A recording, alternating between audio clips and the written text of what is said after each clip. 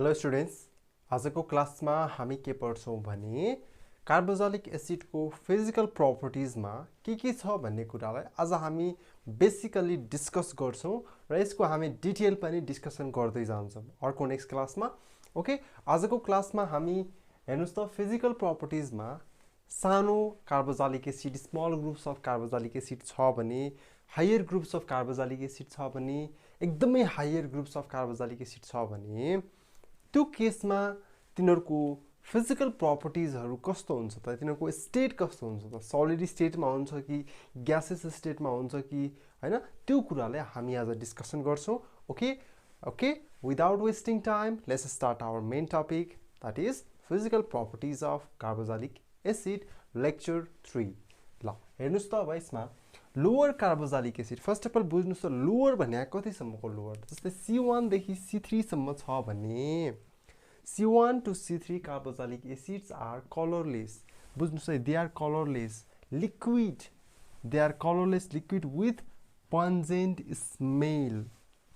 पहिलो नोट गर्ने कुरा चाहिँ तपाईहरुको एक्जाममा आयो भने लोअर कार्बोक्सिलिक एसिड छ भने lower carboxylic acids are colourless liquid with pungent smell है, यो कुरालाई दिमागमा राखिहाल्नुस्। लिक्विड हुन्छ, कलरलेस हुन्छ, त्यसपछि पन्जेन्ट स्मेल हुन्छ। ओके, त्यसपछि higher carboxylic acid that means carbon number 4 देखि कार्बन नम्बर 9 सम्म छ भने त्यसलाई हामीले हायर कार्बोक्सिलिक एसिड भन्छौं र तिनीहरु कस्तो हुन्छ भने कलरलेस हुन्छ, लिक्विड हुन्छ तर बटर स्मेलको हुन्छ भनेपछि अलिकति मिठो हुने भयो है। यो पन्जेन्ट र बटर भनेको स्मेल अलिकति राम्रो हुन्छ यसमा। सो यसरी हामीले डिफरेन्स गर्न सक्छौं अर्डरली के यसको, ठीक छ। स्टिल हायर, एकदमै हायर छ भने, यो भन्दा पनि हायर छ भने दे आर कलरलेस अर्डरलेस सलिड। यो चाहिँ कस्तो हुन्छ भने सलिड हुन्छ।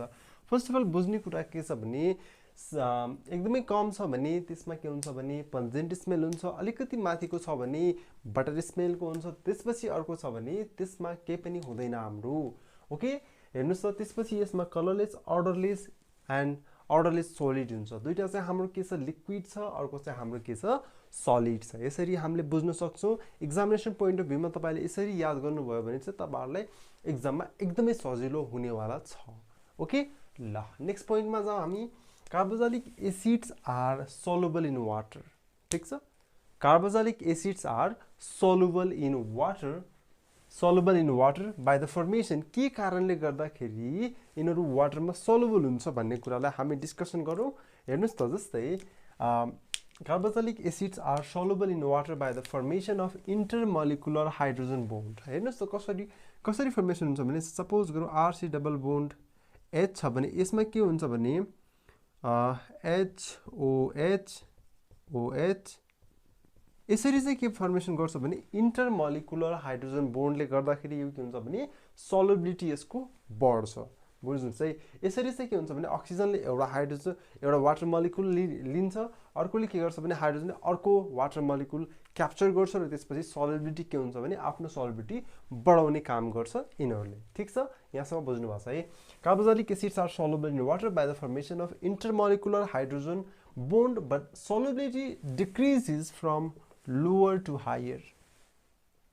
यसको मतलब के हो भने सल्युबिलिटी लोअर देखि बढ्दै गयो भने त्यति नै के हुन्छ भने घट्दै जान्छ। किन घट्दै जान्छ? किनकि यसमा हेर्नुस् त यदि धेरै सब्स्टिट्युएन्ट्स भयो भने त्यसमा के हुन्छ भने स्टेरिक हिन्डरेन्स आउँछ, इन्डक्टिभ इफेक्ट आउँछ र त्यो इन्डक्टिभ इफेक्टले गर्दाखेरि यसमा के हुन्छ भने सल्युबिलिटी के हुन्छ एकदमै कम भइदिन्छ हायर ग्रुप्सहरुमा है। धेरै इफेक्ट्सहरु आउन थाल्छ त्यसमा है। त्यो कुरालाई हामी अर्को क्लासमा डिस्कसन गर्छौं।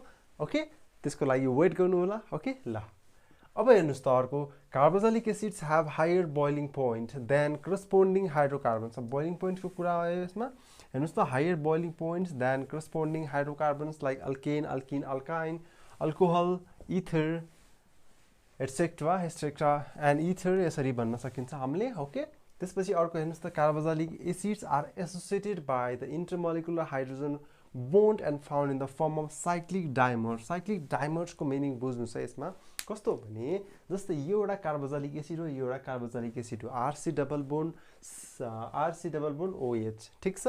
अब हेर्नुस् त यो अक्सिजनले यो हाइड्रोजनसँग बोन्डिङ बनायो, योले योसँग इंटरमोलिकुलर बोन्ड बनायो के बुझ्नुस् त राम्रोसँग दुईटा के भयो भने कार्बोक्सिलिक ग्रुप नै हो तर तिनीहरूले के गर्यो भने जोडियो कि जस्तै यो एउटा मार्कर हो एउटा मार्कर हो यो के जोडियो भने यसमा के हो डाइमरको फर्मेसन भयो केही कारणले यो दुईटा के भयो भने एउटा भेन्डरवाल फोर्सले जोडियो भने यसलाई हामीले के भन्छौँ भने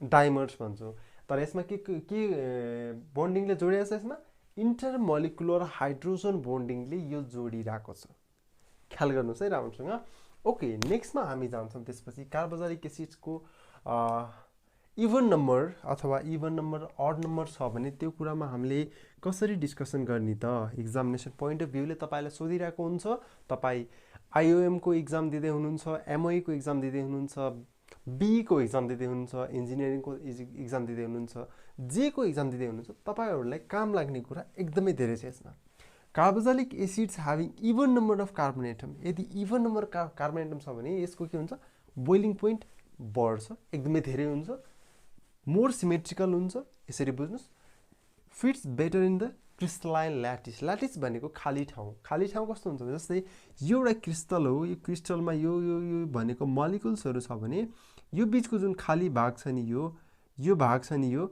पार्ट्सहरु छन् यसलाई हामीले के भन्छौं भने क्रिस्टल ल्याटिस भन्छौं क्रिस्टलमा हुने खाली भागलाई हामीले के भन्छौं ल्याटिस भन्छौं ठीक छ ओके हेर्नुस् त्यसपछि carboxylic acids having odd number of carbon atom having higher boiling point यसमा के हुन्छ lower boiling points unsymmetrical poorly fit in the crystalline lattice भनेपछि त्यसमा फिट हुन सक्दैन कुनै पनि एउटा क्रिस्टलाइन ल्याटिसमा फिट हुनको लागि यसको के चाहिन्छ भने एउटा even number of carboxylic group नै चाहिन्छ त्यसको लागि ठीक छ ओके ल अर्को हेर्नुस् त त्यसपछि यसमा एक्जाम्पल छ एउटा हाम्रो unsymmetrical that is odd number that is symmetrical even unsymmetrical odd हेर्नुस् त कसरी सिमेट्रिकल कसरी अनसिमेट्रिकल हामीले यसमा युज गर्यौं ल CS3 CS2 काउन्ट गर्नुस् त 1 2 3 हेर्नुस् त unsymmetrical odd number symmetrical 1 2 3 4 A1 1 2 3 4 5 unsymmetrical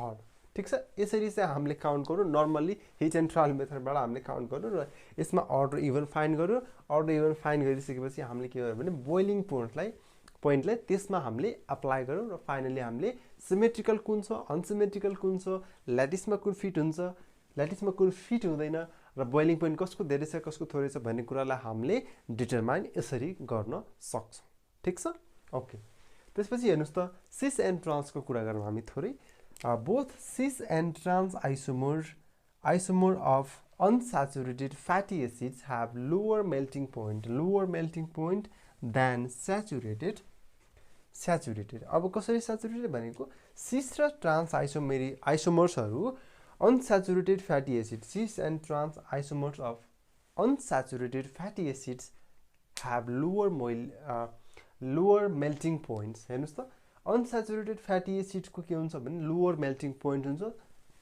saturated भन्दा भनेको सैचुरेटेड फ्याटी एसिड को सिस एन्ड ट्रान्स को नै फ्याटी एसिड सैचुरेटेड छ भने त्यसको मेल्टिङ पोइन्ट के हुन्छ एकदमै धेरै हुन्छ ओके त्यसपछि trans isomers are more symmetrical than cis isomer so melting points of trans is higher than that of the melting point is of trans is higher than that of the cis किनकि यो एउटा symmetrical छ symmetrical भएको कारणले गर्दाखेरि यसको melting point के हुन्छ हायर हुन्छ ठीक छ ओके नम्बर नेक्स्टमा जाम त हामी नम्बर नेक्स्टमा छ हाम्रो acidic character of fatty acid decrease with increase in molecular weight हेर्नुस् त एसिडिक क्यारेक्टर हाम्रो के छ भने फ्याटी एसिड को डिक्रिज हुन्छ with increase in molecular weight जति बढ्दै गयो त्यति नै के हुन्छ भने हाम्रो एसिडिक क्यारेक्टर के हुन्छ फ्याटी एसिड्स को घट्दै जान्छ हेर्नुस् त acidic character of fatty acid decreases with increase in molecular weight clear okay number नेक्स्टमा छ हाम्रो कार्बोक्सिलिक एसिड्स आर स्टेबल किन स्टेबल हुन्छ बिकज अफ स्टेबलाइजेसन के को स्टेबलाइजेसन्स भन्दाखेरि रेजोनेन्स स्टेबलाइजेसनले गर्दाखेरि पनि यसमा के हुन्छ भने यो चाहिँ एउटा स्टेबल हुन्छ भन्ने कुरालाई हामीले एक्सप्लेन गर्न सक्छौं ठीक छ हामी नेक्स्ट क्लासमा के डिस्कसन गर्नेवाला छ भने जस्तै अर्थोनाइट्रोफिनोल हैन अर्थोनाइट्रोबेन्जोइक एसिड हैन यो सबै डिफरेन्सेसमा अर्थो मेटा प्यारा पोजिसन्समा भएको कार्बोक्सिलिक ग्रुप्सहरु नाइट्रो ग्रुप प्रेजेन्ट छ भने किन यसको पोजिसन्स चाहिँ किन यसको हाम्रो एसिडिटी बढ्छ, किन यसको एसिडिटी घट्छ भन्ने कुरालाई हामी नेक्स्ट क्लासमा एकदमै राम्रोसँग डिस्कसन गर्छौँ। त्यो क्लासलाई वेट गर्नु होला। ओके, ल म फेरि यसलाई एकचोटि सरसर्ती भनिदिन्छु। दिमागमा सर्ट दिमागमा एकदमै कुल भएर सोच्नुहोस् एकचोटि, र म सरसर्ती भनिदिन्छु। आँखा सिम्म गरेर एकचोटि सुन्नुहोस्। फर्स्टमा हाम्रो के छ भने कलरलेस, होइन, C1 to C3 सम्म हाम्रो के छ भने कलरलेस छ। कलरलेस भनेको पन्जेन्ट स्मेल छ। त्यसपछि अर्को के छ भने अलिकति हायर गयो भने त्यो के हुन्छ बटर स्मेलको छ, तर लिक्विड नै छ। तर स्टिल हायरतिर गयो भने त्यसको के हुन्छ अडर छैन, त्यसको स्मेल छैन, र त्यो के छ सलिड स्टेटमा छ। ठिक छ। नम्बर नेक्स्टमा छ हाम्रो यिनीहरू वाटरमा सल्युबल हुन्छन्। किन सल्युबल हुन्छ भने किनकि इन्टरमोलिकुलर हाइड्रोजन बोन्डको फर्मेसनले गर्दाखेरि हाम्रो के हुन्छ भने सल्युबिलिटी वाटरमा बढ्छ हाम्रो। ठिक छ। ओके, त्यसपछि तर हाम्रो के हुन्छ भने सल्युबिलिटी हायरको के हुन्छ भने लोवर टु हायर के हुन्छ घट्दै जान्छ। Solubility decreases from lower to higher. ठिक छ। Carboxylic acids have higher boiling point than corresponding hydrocarbons। यिनीहरूभन्दा यसको के हुन्छ भने बोइलिङ पोइन्ट के हुन्छ अभियसली हायर नै हुन्छ। And carboxylic acids associated by the intermolecular hydrogen bonding, होइन, and forms the cyclic dimer. Cyclic डाइमरको फर्मेसन गर्छ यसले। यो कुरा पनि बुझ्यो हामीले। Even number of carbon atom छ भने कार्बोक्सिलिक एसिडमा हायर बोइलिङ पोइन्ट हुन्छ, मोर सिमेट्रिकल हुन्छ, fits better in the crystalline lattice. त्यसपछि हाम्रो के छ अड नम्बर अफ कार्बन छ भने हेर्नुहोस् त 1 2 3 लोअर बोइलिङ पोइन्ट्स हुन्छ, अनसिमेट्रिकल हुन्छ, poorly fits in the crystal lattice. Okay, त्यसपछि यो इक्जाम्पल छ हाम्रो अड 1 2 3 तीनटा कार्बन 1 2 3 4 चारवटा कार्बन। यसरी हामीले बुझ्नुपर्छ। सिस र ट्रान्सको के हुन्छ भने अनस्याचुरेटेड फ्याटी एसिडमा सिस र ट्रान्स भएको अनस्याचुरेटेड फ्याटी एसिड छ भने त्यसको मेल्टिङ पोइन्ट के हुन्छ भने कम हुन्छ, घट्छ, र सँगसँगै स्याचुरेटेड छ भने त्यसको मेल्टिङ पोइन्ट के हुन्छ बढ्छ। ठिक छ। त्यसपछि हेर्नुहोस् त trans isomers are more symmetrical than cis. Symmetrical भएको कारणले गर्दाखेरि मेल्टिङ पोइन्ट के हुन्छ यसको हायर हुन्छ। हामीले माथि कन्डिसन पढिसक्यो।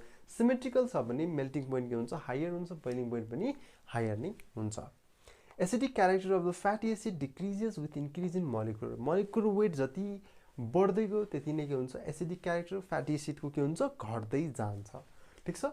नेक्स्टमा हेर्नुहोस् त carboxylic acids are stabilize because of stabilizations. किन स्टेबलाइजेसन्स यसको डिटेलमा हामी अर्कोमा पढ्छौँ, अर्को क्लासमा पढ्छौँ। यो के हुन्छ भने रेजोनेन्स स्टेबलाइजेसनले गर्दाखेरि के हुन्छ भने कार्बोक्सिलिक ग्रुपहरू स्टेबलाइज हुन्छ यसमा। ओके, ल आजको लागि म यति नै गर्छु। यदि केही बुझ्नु भएको छ भने मलाई कमेन्टमा लेख्न चाहिँ नबिर्सिनुहोस्। ओके, कमेन्ट बक्स खाली छ, कमेन्ट बक्समा गएर कमेन्ट लेखिदिनुहोस्। सर मैले यो बुझिनँ, सर यो टपिक्समा हामीलाई भिडियो बनाइदिनुहोस् भनेर भन्नुहोस्। सर हामीलाई लाइभ क्लासेस प्रोभाइड गरिदिनुहोस्। Yes, I will provide your live classes also. Okay, त्यसपछि तपाईँहरूलाई पर्सनली कन्ट्याक्टमा आउन चाहनुहुन्छ भने पनि मलाई पर्सनली कन्ट्याक्टमा गर्नुहोस्। फोन नम्बर प्रोभाइड गर्दैछु मैले। एनी क्वेसन्स फोन नम्बर छँदैछ तपाईँहरूसँग, त्यो फोन नम्बरबाट मलाई सिधै फोन गर्नुहोस्। सर मलाई यो आएन भनेर तपाईँहरूले क्वेसन गर्नुहोस्, म सिधै तपाईँहरूलाई क्वेसन एन्सर डिस्कसन गराइदिन्छु। ओके, त्यसमा केही पनि हेजिटेट नमान्नुहोस्। तपाईँहरूले जता कम्फर्टेबल लाग्छ त्यता मलाई मेसेज गर्न सक्नुहुन्छ। इन्स्टामा, भाइबरमा, फेसबुकमा, लिङ्कडिनमा, टिकटकमा, जतासुकै तपाईँहरूलाई होइन मेसेज गरेर पनि कम्फर्टेबल फिल हुन्छ भने मलाई त्यहाँ मेसेज गरेर मसँग क्वेसन एन्सर गर्नुहोस्। ओके, आजको लागि म यति नै गर्छु। नेक्स्ट क्लासमा म नेक्स्ट टपिकसहित फेरि आउनेछु। आजलाई यति। Thank you very much and stay safe.